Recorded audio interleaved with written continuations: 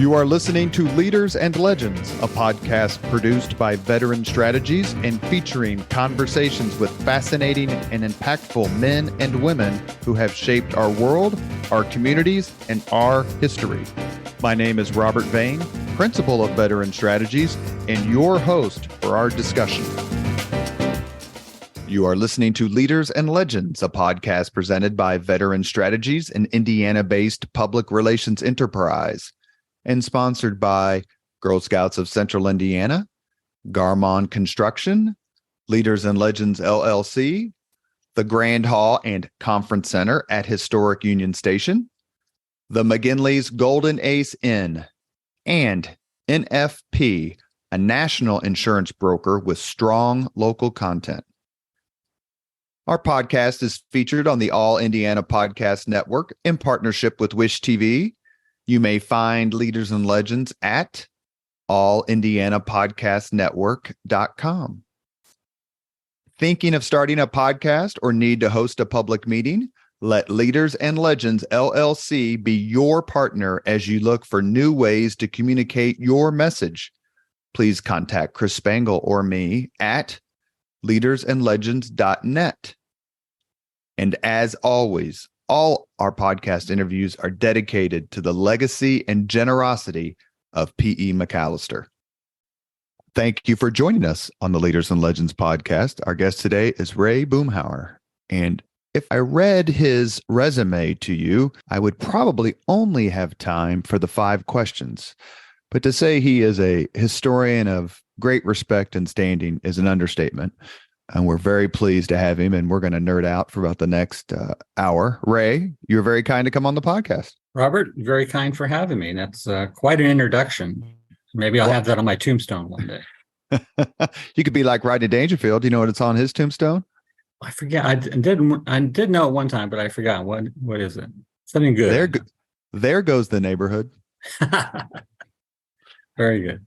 We just missed each other at IUPUI. And actually, I think we were there a little bit at the same time. But I don't remember meeting you back then, which is one of the reasons why I wanted to have you on the podcast, besides our shared love of history. When did you get the bug? I got the bug early on in my life, my interest in history and particularly in biography. I was lucky enough to go to an elementary school, Mary Phillips Elementary in Mishawaka, Indiana, that had quite a library. And there were 2 things in it that really inspired me. One, when you first went in the room and you turned to your left, there was this tall bookshelf, and it was crammed with these orange-covered books. And they were the Childhoods of Famous Americans series that was put out by Bob's Merrill Company. And these were great books about biographies of individuals that made United States history. They featured woodcut engravings of the individuals featured in the books. And they were written to really pique the interest of a child and get him or her interested in American history. And it did that for me in particular. Now, they gave very dramatic stories of these famous people's childhoods, like Babe Ruth, Andrew Jackson, Helen Keller, and a lot of other famous names from our history. And I later learned that, of course, that some of the conversations in these books weren't entirely accurate. There was some tweaking done to make them more dramatic and more readable, but really inspired my love of history and in particular my love of biography. And the library also had for the time, very high-tech equipment that was a turntable, a record turntable, 30 and a third LPs that you could play. And one of the records that I listened to with the headphones of the time was Sounds of the American Space Program from NASA. And it gave, details and conversations between controllers on the ground and astronauts in space. And that sparked my interest in Gus Grissom, who later became one of the subjects of the books I wrote. So those 2 things. And later on in high school, Time Life did this huge series on the history of World War II. Right. And they were very well illustrated with, photographs from Life magazine. And that inspired my interest in World War II history, particularly the Pacific Theater, because I was just impressed by the incredible distances it took to even get to the battlefield for soldiers and Marines from the United States as they fought against Japan. So all those things were early influences on me and continue to be today. What's the first big historical event you can remember? I'm guessing we're about the same age. Yeah. Biggest historical event I can remember was Robert F. Kennedy's assassination. I remember sitting down and watching it on TV and watching his funeral broadcast live on television. That's the first thing that really sticks in my mind. I was only, I think, 4 years old when JFK was assassinated, but I really remember Robert Kennedy's assassination. And then later on, sitting in my living room on our couch and watching as they broadcast, I think it was late night, 10 o'clock, might have been Indiana time, Neil Armstrong's first steps on the moon during the Apollo 11 mission. So those two things really stuck out in my young mind when I was growing up. So would you say that your love of history is also somewhat fueled by the time in which you grew up? I mean, you're talking Kennedy assassinations, Martin Luther King assassination, Vietnam War, Watergate, moon landing. I mean, outside of maybe the creation or maybe the 1780s with both revolutions, the American and the French, it's kind of tough to beat that time period from like 63 to 74 and beyond. Quite a dramatic time in American history, and one that if you lived during that time, you can't forget those events. I remember listening as the church bells rang in Mishawaka when I was growing up, when the Paris Peace Accords were first struck, and the churches were celebrating. And finally, we thought peace during the Vietnam War. It didn't quite go as they thought it would, but you're there and you're seeing history being made on television, you're hearing it on the radio, and sometimes you're hearing it yourself in your own hometown. So those times really made me want to learn more about history, and also one day to put it down on paper. And I was lucky enough to do that early on in my career as a newspaper reporter. You led right to my next question. Your bachelor's degree is from Indiana University, 1982. So you were there in 81, that glorious national championship year. We actually had Ray Tolbert on the show one time, and he was a terrific great player. Terrific interview. Your double major in journalism and political science. And your master's of arts degree is from Indiana University here at Indianapolis in 1995. So you got yours about 3 years ahead of mine. You wrote on Jacob Piat Dunn Jr. Who was your thesis director at IUPUI? And tell me, after that, speak about journalism, why you chose that. I think most people who like history, like political science, are closet journalists because they like to read, write, and research. I liked all those three of those things, so that's true. My research director at IUPUI from a master's thesis was Robert Barrows, who at that time was very involved in editing the Encyclopedia of Indianapolis project. So he used a lot of his students as contributors for that journal. I was lucky enough to write several entries for that. And that really helped me in writing biography, because those short pieces really make you get all the important information down on paper in just a few amount of words. I think there were 300 words to 500 word entries that I wrote for the encyclopedia.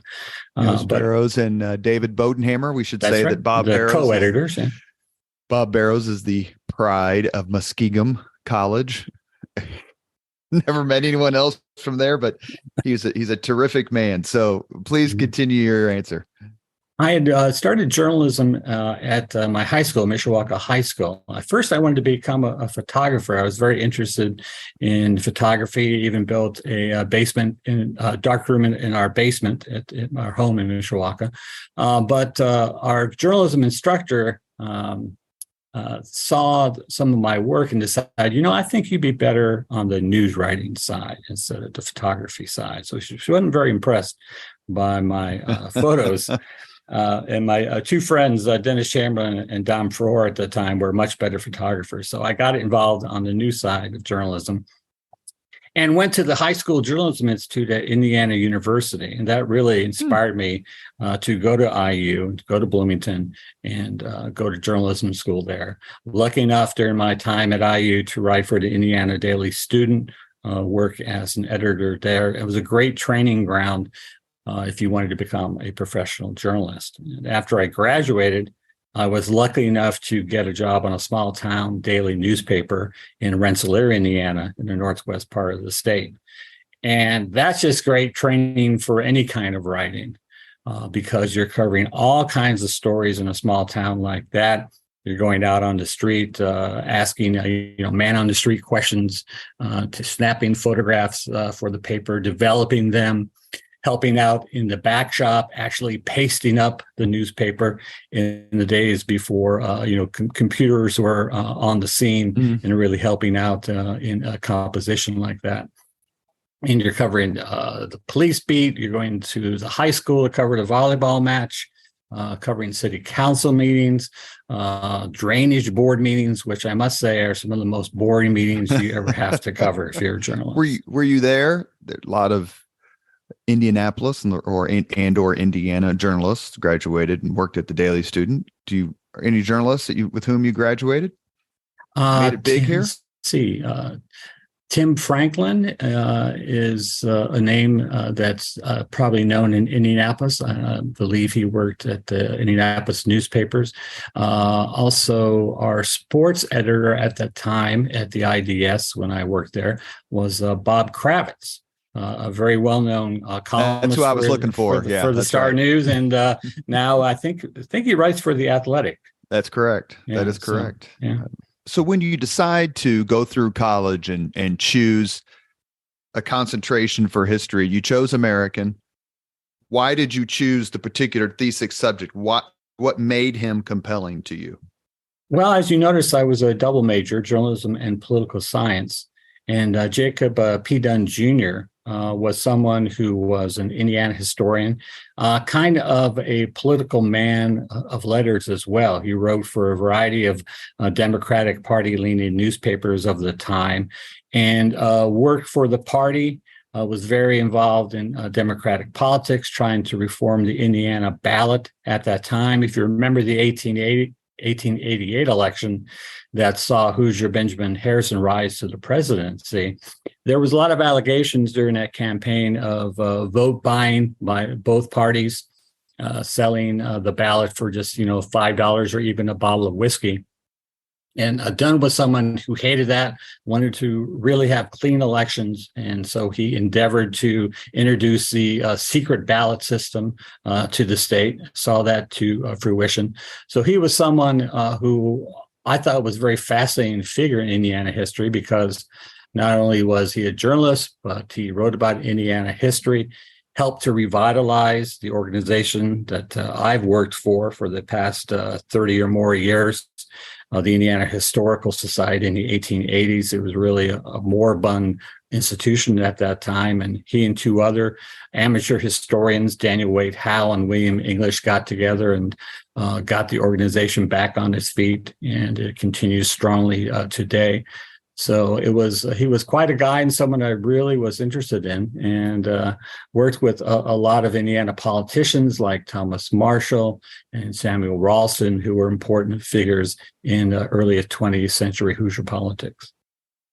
You are listening to the Leaders and Legends podcast. Our guest today is Ray Boomhower. He is the senior editor, Traces of Indiana and Midwestern History. He works at the Indiana Historical Society for the Indiana Historical Society Press, and you should definitely visit that building. I've not been there as many times as I should have, The last time I was there, I hate to say this, Ray, so please don't judge. If you don't count some sort of event at night, is I gave a speech to the Civil War Roundtable there, the Indianapolis Civil War Roundtable. I love that. I gave a speech on the relationship between Lincoln and Grant. It's such a beautiful, not only auditorium, but the building in and of itself. When you walk in every morning, are you like, all right, I'm charged up, I'm energized, I'm surrounded by all these artifacts and all these books and all these really smart people? What is it that when you go in every day gets you fired up? Well, there's something new to do every day. Because I work for the press, of course, I'm involved in, getting Trace's magazine out 4 times a year. And every issue has a different kind of article with a different kind of subject that we explore. We do also publish a number of books each year. Each of those can cover a wide-ranging field of endeavor, from doctors dealing with their patients to an Indiana poet laureate who's come home from the East Coast and come back to his Hoosier roots, and also working on now a book about Indiana's basketball history. So it's just the different number of projects and the different number of subjects that you tackle each day that is really inspiring. And as you said, I work with very bright people here at the Historical Society who are passionate about history and endeavor to bring it to all kinds of people throughout the state. You mentioned a Hoosier politician of about 100 and plus years ago. Indiana has had its fair share of colorful political characters. Do any of them stand out to you, or ones that you would consider your favorite? I wouldn't say this if I hadn't worked on him as a book subject, but Benjamin Harrison is a figure in Indiana history who he gets attention because he's our only president, if you don't count William Henry Harrison, who spent a lot of time in Indiana. But in doing research on his term of office and his life, quite an impressive individual. His presidency doesn't get the respect I think it deserves. He accomplished a lot, especially during his first 2 years in office, because the Republicans controlled not only the presidency, but both houses of Congress. And he was able to get through a lot of different kind of legislation, from improving pensions for Civil War veterans to improving the U.S. Navy, establishing national forest preserves throughout the country, the admission of a number of new states into the Union. And he was someone who was a hands-on chief executive, that it was said that he could probably have handled all the administrative departments in the federal government better than the people he appointed to handle those departments. And he often had to do that because the Secretary of State, James G. Blaine, was often ill at the time. So he had to juggle a lot of duties while he was president. But of course, because he lost re-election, if you're a president and you don't get 2 terms of office these days, you're seen as a failure. But quite an impressive life as a lawyer, one of the leading lawyers of the time, a Civil War general, and a politician who was beloved by his close friends. One thing that hurt him as well was the fact that he was seen as kind of an aloof figure. He was kind of, iceberg Ben, they called him, because he didn't have the ability to, glad hand like a lot of the politicians of that time. In fact, there was a story going around that one of his good friends heard that he was going to give a speech in Indiana City, and he said, "Now, Ben, I know you do fine as a speaker, but afterwards, mill around a bit, shake hands with some of the boys, and try to get to know them." And he went off and he came back, said, I just couldn't do it. That's not just my personality. He wasn't a glad hander, but he was an impressive orator, and someone who had people who really felt that he was one of the finest figures they had ever met in their lives. Can you describe Wendell Willkie in 5 words or fewer? The barefoot boy from Wall Street. Yes, indeed. Wendell Willkie was one of those people in Indiana history who sprang into prominence unexpectedly, from a titan in business and industry to one of those dark horse figures in American history who spring on the scene, and all of a sudden, they're involved in national politics, and was a figure who seemed to have a good chance to unseat FDR, which was unheard of at that time in politics, if you're going to tackle such a popular president as Roosevelt. And someone who was a strong figure in World War II, fighting for the Allied cause, and just an impressive individual overall. He lost to Franklin Roosevelt in the 1940 presidential election, and then almost immediately went to work for the administration in the roles that you just said, much like he didn't live very long either. Willkie didn't live very long after 1940. And another person who didn't live very long after he lost the presidential election was Stephen Douglas, who lost in 1860 to Lincoln, and then immediately let Lincoln know how much he wanted to be helpful. Right. The politics of yore. I wrote a column for the Indianapolis Star a couple of years ago. It was basically a tribute to Richard Lugar. And I judged him to be the single greatest public servant in the history of Indiana. If I'm wrong, how wrong am I? If I'm right, please append to that. I find it hard to argue against that because of his long career, all he did, not only for Indiana, but the world as well. And I was always impressed by Senator Lugar. When I was in Rensselaer at the Rensselaer Republican, I covered one of his campaign appearances, and it wasn't a big splashy affair. It was just held at someone's house out in the countryside.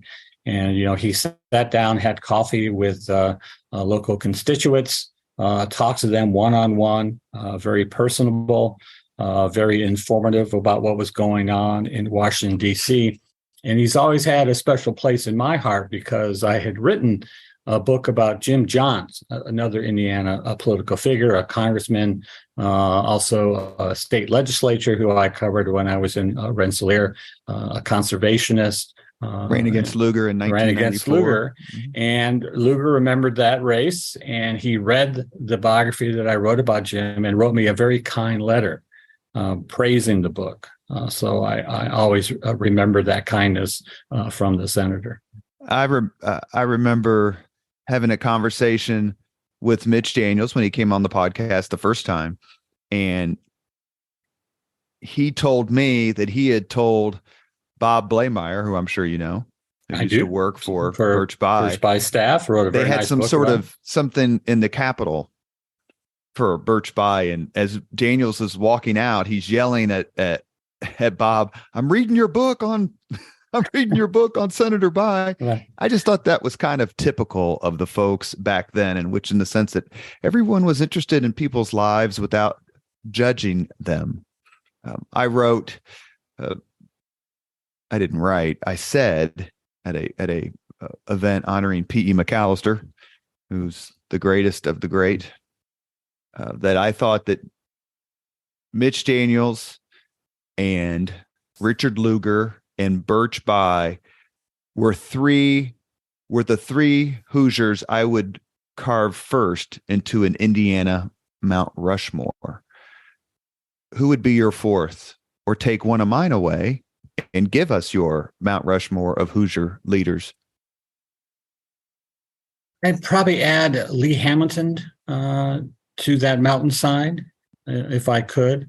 Also looking into like non-political figures, but people who had really made an impact on not only Indianapolis, but the state and the country and the world. I think Maywright Sewell, who was a Indiana suffragette, a teacher, an activist, created so many, helped to create so many institutions in Indianapolis that are still around today, like the Indianapolis Women's Club, the Propylaeum, a number of other organizations as well. Just an impressive figure, fought for world peace at a time when it was not popular to do so, and just had an amazing impact on her students that she taught at the girls' classical school, and went all around the country, speaking on behalf of women's rights, and so I put her up there as well. My fourth, and I would put him forward as the most underrated person in Indiana history. Not that he's not known, but he should get a lot more credit, and that would be Civil War Governor Oliver P. Morton, who wasn't even elected governor in 1860. Lane was elected governor in 1860, and they switched jobs. Is that right? I think. Yeah, Lane went off. Lane became the senator, and Morton became the governor, and was just a rock during. I was going to say, talk a little bit about Oliver P. Morton's. He's a Republican. His performance during the Civil War in Indiana is one of the top 5 governors of the entire conflict, in my view. Go ahead. I agree. He really held the Union together, was a staunch ally of President Lincoln during a very grim time in American history.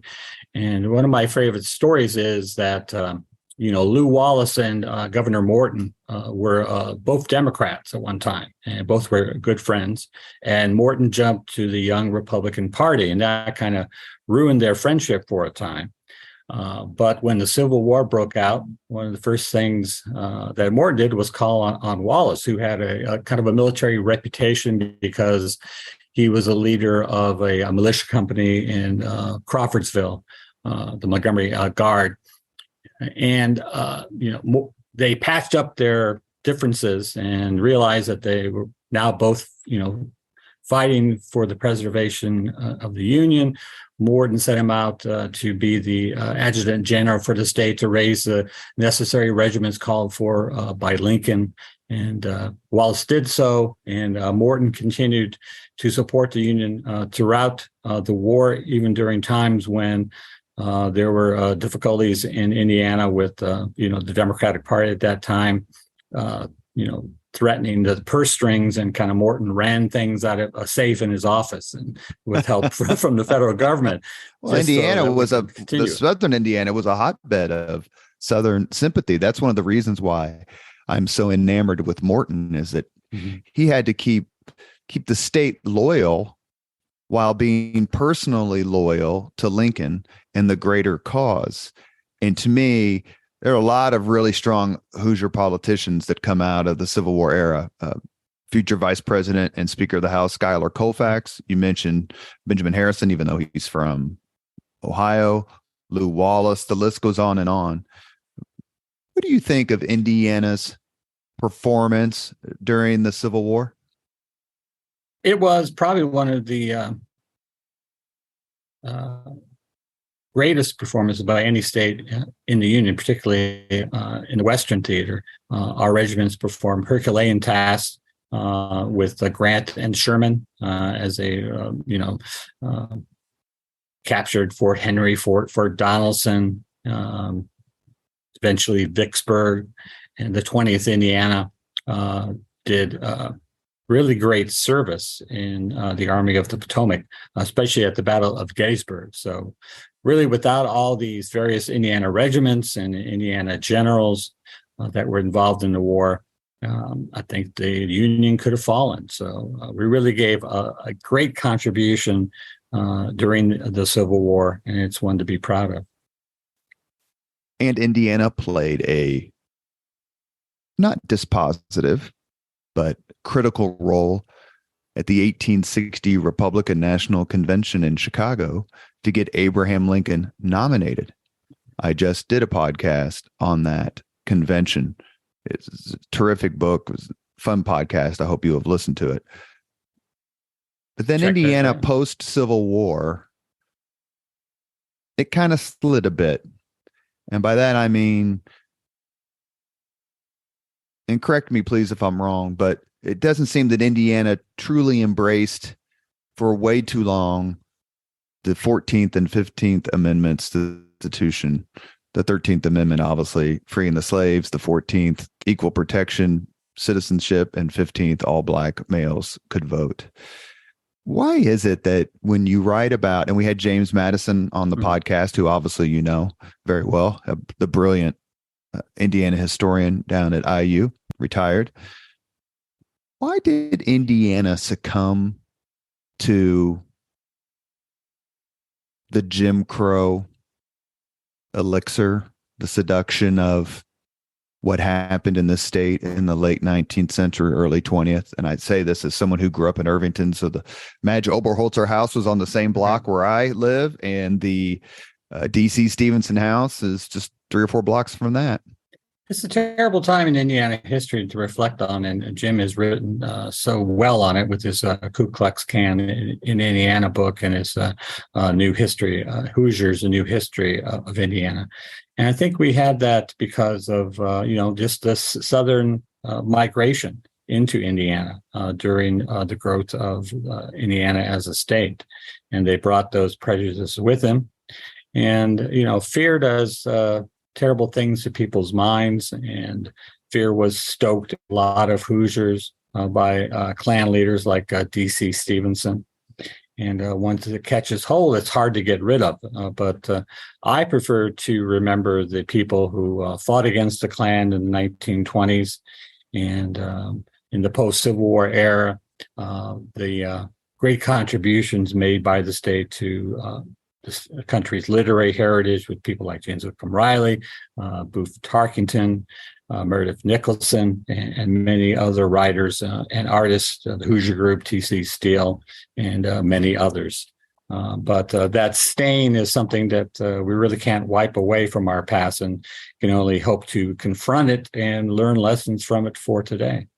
It always seems so ironic to me that Indiana sacrificed so many of its young men to keep the country together at the beginning, and then clearly to keep the country together and free the slaves at the end of the Civil War. How much of what Indiana's mindset, how much of it was set by the fact that so many freed slaves or African Americans were coming north to escape the discrimination of the South, only to run into discrimination that, if it wasn't the exact same, it surely was a close cousin? It was indeed. We had our own black laws in Indiana. If you were an African-American citizen in Indianapolis, for example, you couldn't go to certain restaurants, couldn't sit in certain theaters, movie theaters, other performance halls in the city. You were redlined into neighborhoods and forced to live in certain neighborhoods in Indianapolis, couldn't move to the suburbs. As a lot of the Indianapolis white citizens did after World War II.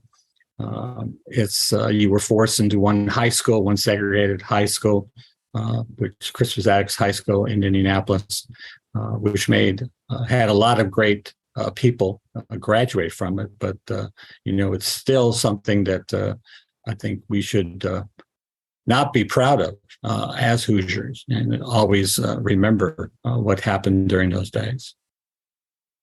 You are listening to Leaders and Legends, a podcast presented by Veteran Strategies, an Indiana-based public relations enterprise, and sponsored by Garmong Construction, Leaders and Legends LLC, the Grand Hall and Conference Center at historic Union Station, the McGinley's Golden Ace Inn, and NFP, a national insurance broker with strong local content. Our guest today is Hoosier historian Ray Boomhower. He works at the Indiana Historical Society. Ray, is there a particular Hoosier leader and or legend you admire?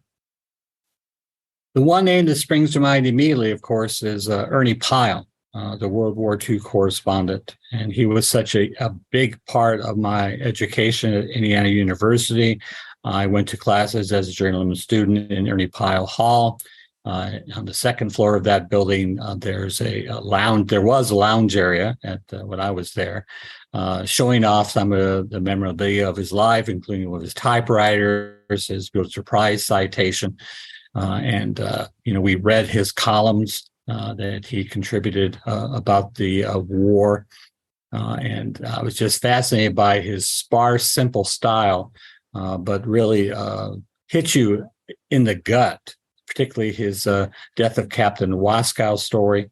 And one column in particular that always struck with me was the one he wrote for publication after the war in Europe ended. And he was unable to see it published because he was killed on Okinawa. And before that could happen, and people found this unpublished column on his body when they recovered it, talking about the cost that the war had brought to the American fighting man. Dead men by the thousands, lying in the roadside in Europe, dead men by mass production, dead men so numerous that sometimes, you came to hate them. And he said, you at home and didn't see this, but those of us who were there, saw it countless times. And it was just an impressive piece of writing that always stuck with me. And I always admire him, a guy from a small town in Indiana, Dana, who went on and saw the world and wrote about it well, and became beloved by those who fought the war in Europe and also in the Pacific. One of the sponsors of the podcast is the Grand Hall at Historic Union Station. And if you go there, you'll see a plaque, and it denotes the visit of Arthur Conan Doyle to Indianapolis. We've had some amazing visitors in this city. Are there any visitors from around the world that stick out to you, or events that you've studied from when someone from another country or another state comes and is, besides everyone who's freaked out by the Indianapolis 500, who's never seen it before? That's universal. But are there any other ones? There's one individual that springs to mind immediately because we had an article in Traces magazine a number of years back, and recently we did a book about the Asian Americans in the state.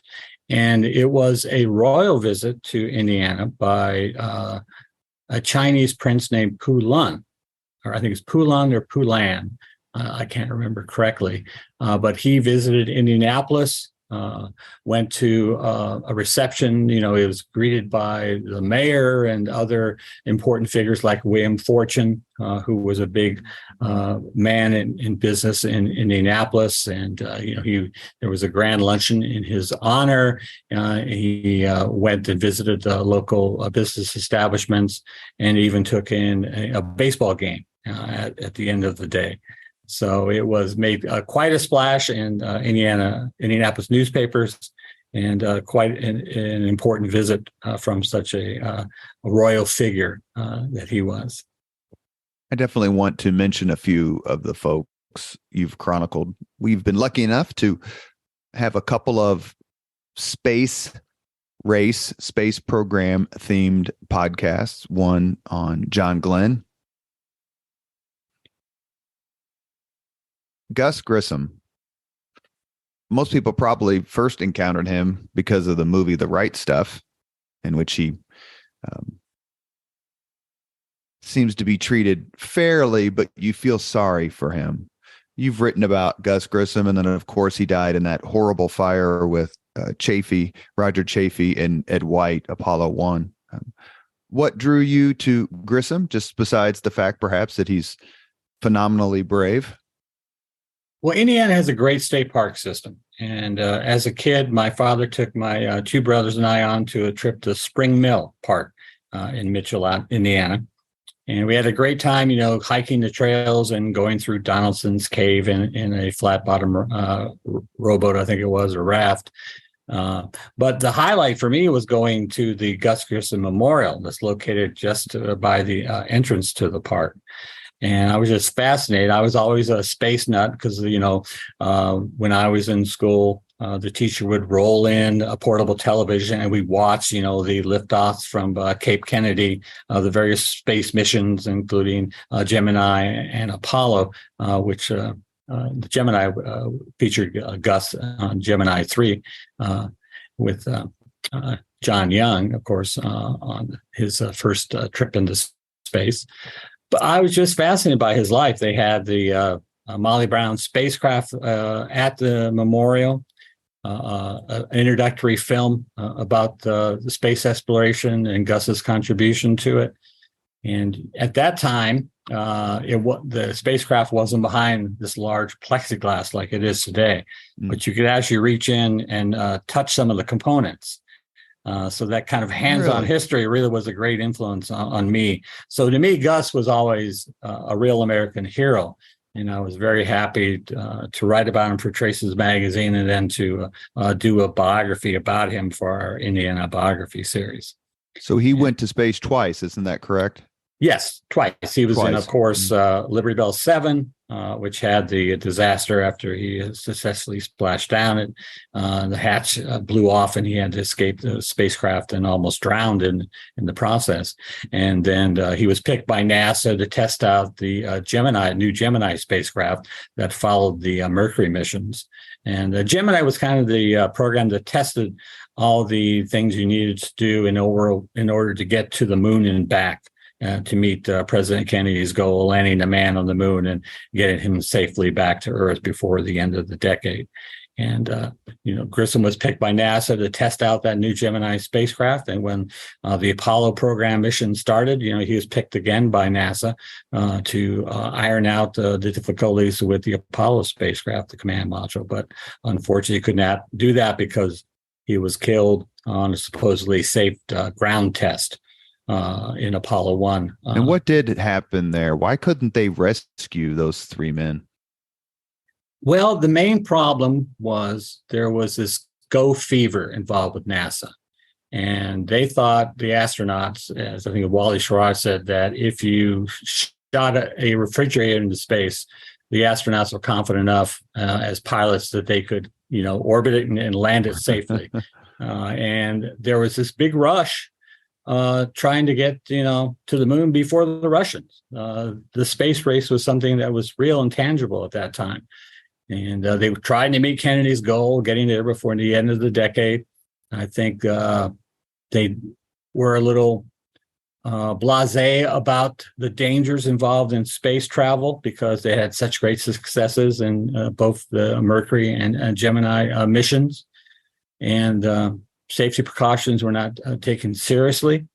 During this supposedly safe ground test, they pumped the spacecraft full of pure oxygen atmosphere, bolted on a hatch because they weren't worried about trying to get someone out of the spacecraft on the ground. They were more worried that the hatch might blow prematurely once they were in orbit. So all of these things, kind of worked against the astronauts. They weren't worried about a fire in the spacecraft. There was all kinds of combustible material and chemicals involved in that Apollo 1 spacecraft. And when a wire frayed and it sparked, that pure oxygen atmosphere just was an inferno. And they couldn't get the astronauts out in time, unfortunately. They lost their lives, gave it for the space program. Speaking of the 1960s and tragedy, ultimate tragedy, we were lucky enough to have Mike Riley on the podcast. I'm going to guess that Mike or knew Mike. I knew Mike very well. Yeah, in Rensselaer. He was a lawyer there when I was at the Republican. And although I didn't cover a lot of his trials, that was my boss, Lisa Janko, who covered a lot and became good friends with him. But I did get to know him a bit in Rensselaer. A very kind, very generous man. He appeared on the podcast to discuss his role as basically state campaign manager for Robert F. Kennedy in 1968 here in Indiana. You won an award, first place, nonfiction from the Indiana Chapter Society of Professional Journalists for your account of Robert Kennedy in the 1968 primary. What drew you I mean, it's pretty famous. There's lots of reasons it's famous, whether it's the fact that he won and that kind of set him on the path, the speech he gave at what is now Kennedy King Park. What about that race in 68 fascinated you enough to apply your writing talents to it? I was drawn to that subject because of an individual who worked as an advisor on the Kennedy campaign. It was a guy named John Bartlow Martin. He was a Hoosier himself, was an ex-reporter, a freelance writer, and had worked on a variety of Democratic presidential campaigns leading up to that race. He had worked on both of Adlai Stevenson's campaigns in 52 and 56, worked for John F. Kennedy as kind of a roving speechwriter during his 1960 winning effort. Went on to work for LBJ in 1964. And because of his Hoosier roots, because they knew that he knew the state well, he had written a very well-regarded book about the state called Indiana, an interpretation. He knew Hoosiers and what they were thinking and what they were looking for in a candidate. He was very involved in Kennedy's race for the Democratic presidential primary in Indiana for much of April and up to May 7th when the voting was. So I was fascinated by his role in the Kennedy effort, and that got me involved in covering Kennedy's time in the state. I was drawn, of course, because of his amazing extemporaneous speech on April 4th following the assassination of Dr. Martin Luther King Jr. And he had picked that day to, start his campaign in Indiana for the Democratic primary, and started the day at Ball State. He started in South Bend at Notre Dame, went to Ball State, and from there he was coming to Indianapolis for a campaign rally when he heard the news about King's death. And it's just always amazing to me. Here's a candidate for office who has, a speechwriting staff who's supposed to offer him their words when the, news breaks, or he's, giving a talk to the voters. But here he's driving from Weircook Airport to downtown Indianapolis and has to come up with words to explain this terrible event, King's death by a supposedly white assassin. And in that time, driving down, he comes up with words that really resonate to today. And it's really one of the most remarkable speeches under pressure that any politician has given in American history, I think. And I doubt there are any politicians around today who could have done what he did at that time. And it's really, grace under pressure to the utmost. Do you believe Kennedy would have won the 68 presidential race? I think there's great doubts that he would even have won the Democratic nomination. While because Kennedy, of the way it was controlled back at the way time. It was controlled by big city politics, and he's battling his brains out against Eugene McCarthy in all these primary states. And meanwhile, with Johnson dropping out of the race, his vice president Hubert Humphrey decides to jump in. He's not entered any of the primaries, but he's going around to caucuses and talking to the Democratic leaders in states. He's piling up all these delegates, building a pretty substantial lead going into the Chicago convention. And some Kennedy advisors thought it was just a 50-50 chance that he could even win the nomination.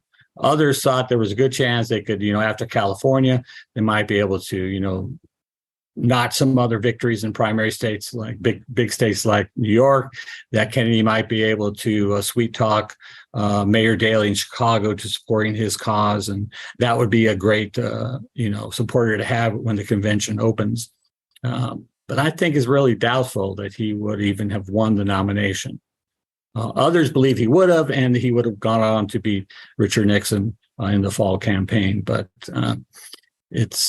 historians are always better about telling you what happened instead of what might have happened, unfortunately. You have a new book out. I'd like you to take some time, a few minutes we have left on the Leaders and Legends podcast with Ray Boomhower.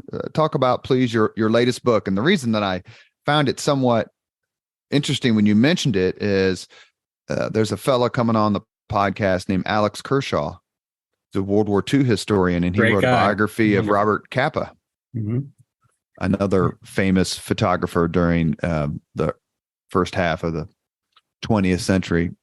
Tell us, please, about your book. My last book was about a gentleman named Richard Tregaskis. Many people, if you say Richard Tregaskis, they say who? They don't remember the name. But if you mention Guadalcanal Diary, that guy. It's one of the best-selling books that was published during the war about his time with the U.S. Marines on Guadalcanal. But he was a correspondent for the International News Service, kind of a stepchild to both the Associated Press and United Press International. But he ranged all over the world during the war, starting out in the Pacific.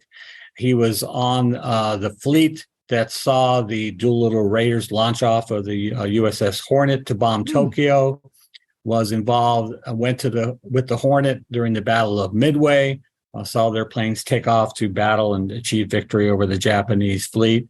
He was on Guadalcanal with the Marines during those really tough times during the first 7 weeks of the campaign for that island, when the Marines seemed to be besieged and almost ready any day to be knocked off the island, decimated by the Japanese army, but hung on and eventually achieved victory. Wrote a best-selling book about it. And after that, went on to cover the war in Europe, was there for the invasion of Sicily, met Robert Capa during that invasion, talked to him during those days, was there for the invasion of Italy, and he had run into a lot of close calls during his time in the Pacific, but finally in Italy, a German shell caught him. It struck him in the head. He was very seriously wounded, fought back, and eventually returned to action. At that time, Ernie Pyle wrote a column about him and his recovery in Italy, and said that if he had suffered such a wound as Tregaskis said, he would have gone home and rested on his laurels forever. But Tregaskis was determined to go back into the fray. Went back to Europe, followed the D-Day landings, was there for the great battle to capture first major German cities, Aachen. Was involved in a terrible street fighting there. And after that, you thought, well, if the average person would have said, I've done enough, let's go home and enjoy life again as a civilian. But the Saturday Evening Post asked him to go back to the Pacific, to go with a new B-29 bomber crew and follow them as they made their way from the United States to Guam, and from there to missions against the Japanese. And he said, I don't want to go, but I think I ought to. And he did. He went back to the Pacific War, went on bombing missions, went on the carrier USS Ticonderoga, and went on missions against Japanese ships in the Japanese home islands, and was there when the atomic bomb finally ended the war in the Pacific and returned home finally. So quite a life. Was someone who was also involved in the Vietnam War, went back as a war correspondent, and wrote a book called Vietnam Diary about the early days of American involvement in the war in the early 1960s. And he did all this, by the way, I forgot to mention it. He did all this while suffering from diabetes, which was a very debilitating illness. Had to deal with that all during his time overseas. So just a very inspiring figure to write about. My take is that, and I'm not a world traveler, but my take is there are very few cities that have transformed itself in the last 50 plus years, like Indianapolis. You've been around the city for a long time. What do you think of the transformation and some of the leaders who made it happen to where Indianapolis, I've said this ad nauseum, when I was a kid growing up on the east side, the only time I went downtown was to see Dick the Bruiser, another writing subject of yours. It's changed so much. What do you think of it and some of the people who've made it happen? It's been quite a dramatic change. If you look back in 1968, of course, when Kennedy was running here in Indiana, it brought a lot of national political correspondents to the city, and they were quite unimpressed by what they saw. They said that if a UFO landed in downtown Indianapolis, the alien would take one look around, get back in their spaceship, and leave and search for greener pastures. They were very upset about all the restaurants that seemed to be closing at 6 o'clock while they were out on the beat, and they couldn't find a good restaurant downtown to eat at. And during my time in Indianapolis, working for the State Museum and now for the Indiana Historical Society, it's been just quite a turnaround for the city, not only with the various sports, with the Colts coming, of course, to Indianapolis, but I remember going to a Marion County Indianapolis Historical Society meeting, and Mayor Hunnett was there talking about his vision for downtown. And at that time, I believe they were building Circle Center. They were hoping to build Circle Center, but they were, just tearing down a lot of buildings. There were just these giant holes downtown. It wasn't very. You look at it and you think, well, what is he thinking of? And then, Circle Center was complete. They had the development, the restoration of Union Station, the renovation and expansion of the convention center downtown. And so it's been a dramatic change. I remember I first started at the Indiana Historical Society. The canal downtown here that I can see from my window now was just a ditch, full of garbage. And now it's a beautiful place to take a walk and enjoy downtown Indianapolis. So I've been lucky enough to be here and see all this change. And it's been something that's been inspiring for me as both an individual who lives here, but also as a historian as well. We have reached the point in the Leaders and Legends podcast where we ask the same 5 questions of all of our guests. Ray, are you ready? I'll try to answer. What was your first job? I was a clerk and general do everything for a drugstore in South Bend, which is, of course, located just across the line from Mishawaka. So I did everything from run the cash register on Sunday mornings. Usually people were coming in, buying the Sunday edition of the South Bend Tribune, straightening shelves, at the end of the evening, sweeping and dusting the floor and the counters as well. So it was a great experience for a high school student. Put some money in my pocket and got me involved with, being able to talk to people, with all kinds of people who came into the drugstore, not only for sundries, but their prescriptions as well. What was your first concert? The first concert I remember was at Morris Civic Auditorium in South Bend, and I believe it was REO Speedwagon, which was, of course, a big group in the Midwest at that time. Was very impressed by their guitarist, Gary Rickrath, I think his name was. Gary Rickrath, yeah. Yeah, and they produced at that time a great live album that really set them up for the rest of their career, and impressed by their performance and their light show as well. Number 3, if you could suggest any book for someone to read, which book would you choose? I would probably choose William Manchester's biography of Douglas MacArthur, the general, American Caesar. Manchester is not so well known today, but he produced some great biographies of individuals from MacArthur to, of course, his well-regarded 2-volume series on Winston Churchill.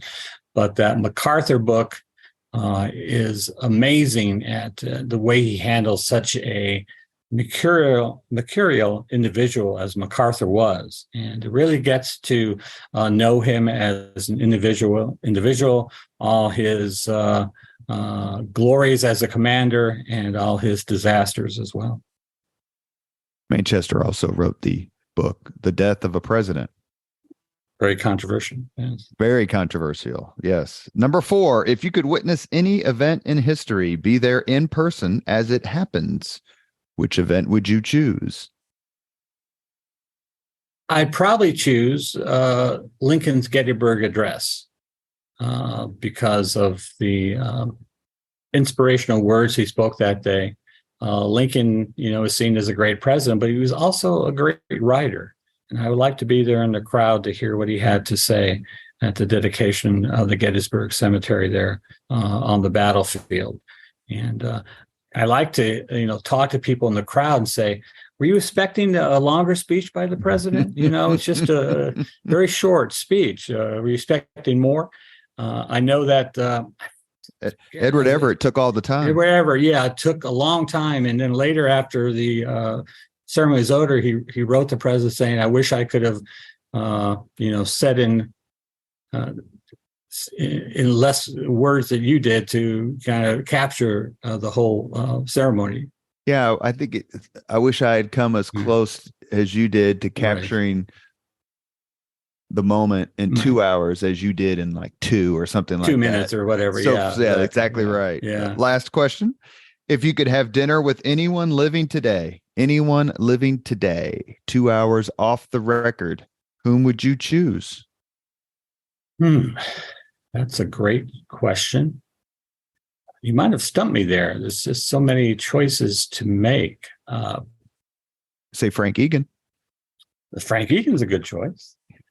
Take him to the steer-in. Or maybe the working man's friend. That's correct. That's either one. You're right. You're great. Yeah. Well, I had lunch with the working man's friend about a month and a half ago, and there were 6 people in there who had been on my podcast. Right. I just thought maybe we should have a reunion there. A fun irony. Go ahead. I would like to take Lee Hamilton to lunch at Working Man's and talk to him about his career and all the people he met during that time, and particularly the investigative committees he was on. And following, I think he was on the committee after 9/11. Wasn't that? He was also on Iran-Contra. Iran-Contra, all those. You kind of get some of the stories he couldn't tell in public. Details about those investigations. I've made a couple of attempts to get him on. I haven't given up yet, but he certainly is on any list of the greatest Hoosier public servants, along with our friend Andy Jacobs. Speaking of congressmen who have served us well. I enjoyed visiting. Sorry, I enjoyed visiting Andy at his home, and he introduced me to the Mr. Belvedere movies. So we'd sit there and watch Clifton Webb, who was just great. Another Hoosier who was great in those movies. A very funny guy, and they were very funny movies. And I enjoyed Andy introducing them to me. You couldn't move because those damn dogs. They were like horses. Yeah, I admire anyone who could handle beasts such as those. You have been listening to Leaders and Legends, a podcast presented by Veteran Strategies, an Indiana-based public relations enterprise, and sponsored by Garmong Construction, Leaders and Legends LLC, the Grand Hall and Conference Center at Historic Union Station, the McGinley's Golden Ace Inn, and NFP, a national insurance broker with strong local content. As always, all our podcast interviews are dedicated to the legacy and generosity of P.E. McAllister. Our guest today has been Ray Boomhower. He is one of the foremost historians for Hoosiers and of Hoosiers. Ray, thank you so much for coming on the podcast. I enjoyed it. Thank you, Robert. I did as well. Thank you very much for listening to Leaders and Legends, brought to you by Veteran Strategies Incorporated. If you want to contact us about this program or our menu of public relations services, please send us an email at robert@veteranstrategies.com. That's robert@veteranstrategies.com.